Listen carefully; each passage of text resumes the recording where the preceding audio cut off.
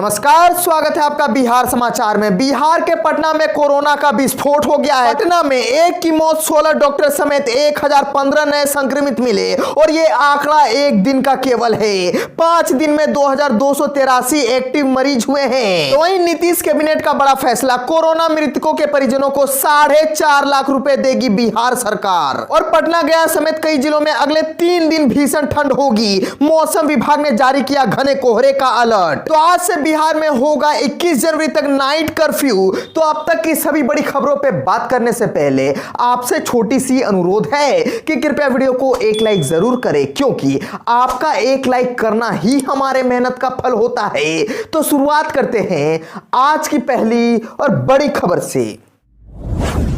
पिछले 24 घंटे में पटना में एक की मौत, 16 डॉक्टर समेत 1015 नए संक्रमित मिले। 5 दिन में 2283 हुए एक्टिव। और भागलपुर में अब तक का सबसे बड़ा कोरोना विस्फोट हो गया है। 56 नए संक्रमित मिले हैं, 3 डॉक्टर भी वहां पॉजिटिव हैं। बिहार में कोरोना तेजी से पांव पसारने लगा है। बुधवार को एक साथ 1659 लोगों में संक्रमित की पुष्टि हुई है। बिहार में हर दिन करीब दोगुने रफ्तार से कोरोना मरीजों में वृद्धि हो रही है। कोरोना मरीजों की बढ़ती संख्या को देखते हुए राज्य सरकार ने 6 जनवरी से 21 जनवरी तक बिहार में नाइट कर्फ्यू लगाने की घोषणा कर दी है। मंगलवार को बिहार में 893 मरीज मिले थे। इसमें सबसे अधिक पटना में 565 मरीज शामिल थे। नए साल में यह पटना में पहली मौत है। 65 वर्षीय मृतक बख्तियारपुर का निवासी था।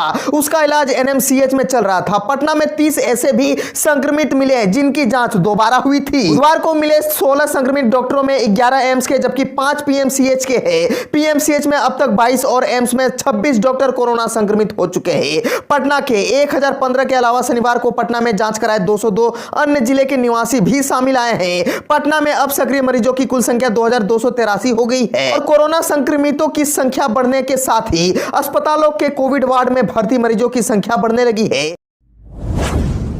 नीतीश कैबिनेट का बड़ा फैसला, कोरोना मृतकों के परिजनों को 4.5 लाख रुपए देगी बिहार सरकार। बिहार के मुख्यमंत्री नीतीश कुमार के नेतृत्व में बुधवार को कैबिनेट की बैठक हुई। बैठक में 6 एजेंडों पर मोहर लगी है। इसमें सरकार ने सबसे बड़ा फैसला कोरोना वायरस से जान गंवाने वाले लोगों के आश्रितों के हक में किया है। अब कोविड-19 मृतकों के निकटतम आश्रितों को सरकार की तरफ से 4,50,000 रुपए की अनुग्रह राशि दी जाएगी। इसके अलावा बिहार पेशा कर नियमावली में संशोधन को मंजूरी मिल गई है। नीतीश कैबिनेट की बैठक में फैसला लिया गया है कि कोरोना मृतकों के परिजनों को आकस्मिकता से 4 लाख रुपए की अनुग्रह राशि दी जाएगी। इसके लिए सरकार ने 106 करोड़ रुपए की राशि स्वीकृत की है। इसके अलावा मृत व्यक्तियों के निकटतम आश्रितों को 50 लाख प्रति मृतक के दर से अनुग्रह अनुदान की राशि का भुगतान करने में नियमित वित्तीय वर्ष 2021 से 22 में आकस्मिकता निधि से भुगतान किया जाएगा। इसके लिए सरकार ने 20 करोड़ रुपए स्वीकृत किए हैं।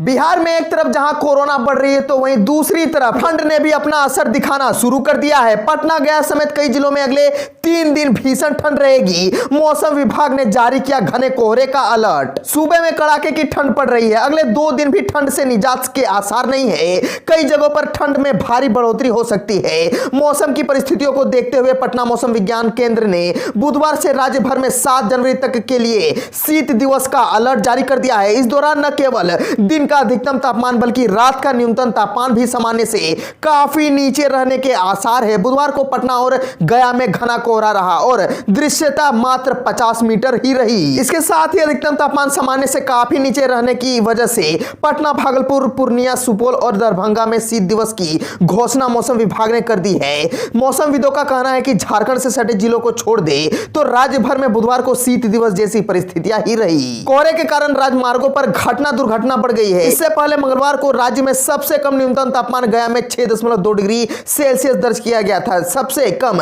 दृश्यता पटना में 100 मीटर के आसपास दर्ज की गई। पटना मौसम विज्ञान केंद्र से मिली जानकारी के अनुसार राज्य भर में पछुआ हवाओं के प्रभाव से ठंड में बढ़ोतरी हुई है। न्यूनतम तापमान में 1 से 2 डिग्री सेल्सियस की गिरावट दर्ज की गई है। अधिकतर हिस्सों में न्यूनतम तापमान 8 से 10 डिग्री सेल्सियस के बीच बना रहा। वहीं राज्य में अधिकतम औसत तापमान में कोई परिवर्तन नहीं देखने को मिला। राज्य भर में औसत अधिकतम तापमान 17 से 19 डिग्री सेल्सियस के बीच बना हुआ है। बिहार में सीएम हाउस में पहुंच गया है अब कोरोना। सुरक्षा कर्मी स्टाफ संक्रमित।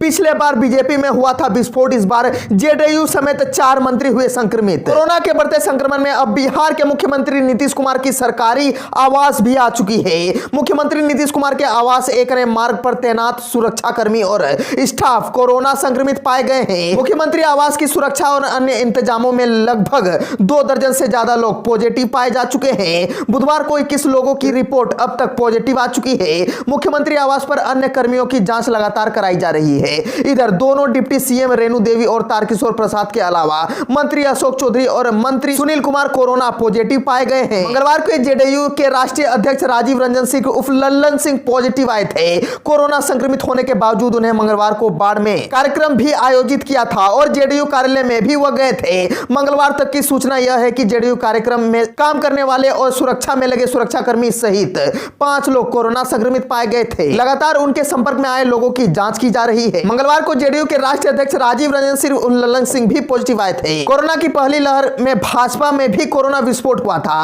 प्रदेश अध्यक्ष संजय जायसवाल समेत 75 लोग कोरोना संक्रमित पाए गए थे।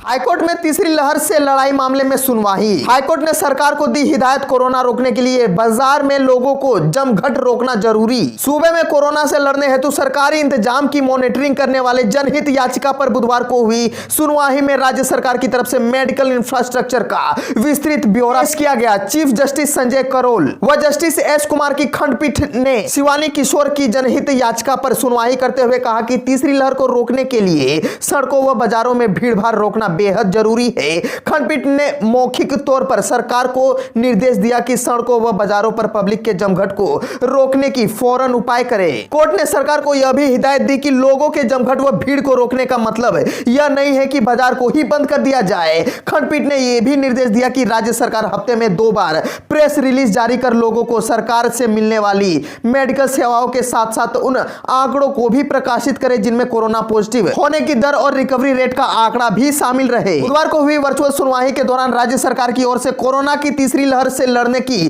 तमाम कवायद व तैयारियों का ब्यौरा कोर्ट को पेश किया गया। राज्य के महाधिवक्ता ललित किशोर एवं अपर महाधिवक्ता अंजनी कुमार ने कोर्ट को बताया कि सबसे पहले राज्य में कोरोना पॉजिटिव लोगों में 98% लोगों को हल्का संक्रमण के लक्षण दिख रहे हैं और यही कारण है उनकी रिकवरी भी जल्दी हो रही है। दूसरी बात कि कोरोना के नए वेरिएंट ओमिक्रॉन की जांच भी सूबे के अंदर ही कराने की व्यवस्था 2 जगहों पर की गई है।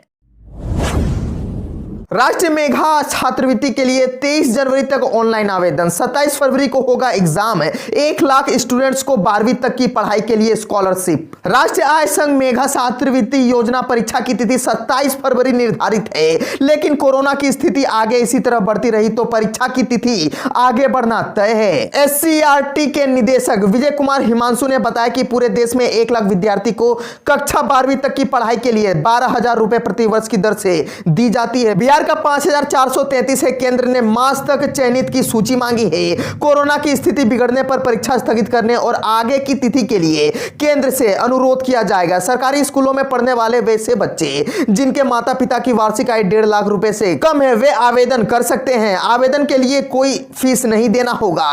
परीक्षा SCERT लेगा। मानसिक योग्यता परीक्षा 90 प्रश्न और शैक्षिक योग्यता परीक्षा 90 प्रश्न रहेंगे। 90 मिनट परीक्षा के लिए समय दिया जाएगा। कभी बिहार के मुख्यमंत्री नहीं बन पाएंगे तेजस्वी, साधु ने इस तर्क पर किया दावा। लालू प्रसाद यादव के साले और पूर्व उप मुख्यमंत्री तेजस्वी के मामा साधु यादव ने एक बार फिर अपने भांजे के खिलाफ मोर्चा खोल दिया है। साधु यादव ने कहा है कि तेजस्वी यादव कभी बिहार के मुख्यमंत्री नहीं बन पाएंगे। उन्होंने यह भी कहा कि ये लोग गरीब वंचितों की बात नहीं करते बल्कि पूंजीपतियों की बात करते हैं। आज तक से बातचीत में साधु यादव ने तेजस्वी यादव के कभी मुख्यमंत्री नहीं बनने की भविष्यवाणी करते हुए कहा कि इतिहास की दलील दी है। उन्होंने कहा यह बिहार का इतिहास है। पहले मुख्यमंत्री से लेकर मौजूदा समय तक कभी किसी सीएम का बेटा या बेटी बिहार में मुख्यमंत्री नहीं बना है। साधु यादव ने तेजस्वी का नाम लिए बिना कहा कि विपक्ष के नेता का काम होता है संघर्ष करना, गरीबों के बीच रहना और उनके लिए लड़ाई लड़ना, उनके लिए काम करना। साधु यादव ने कहा कि ये लोग दबे कुचले किसान मजदूर की बात नहीं करते हैं, ये पूंजीपतियों और धन पशुओं की ही बात करते हैं। इन लोगों का कोई विचार नहीं है। कर्पूरी ठाकुर जननायक थे।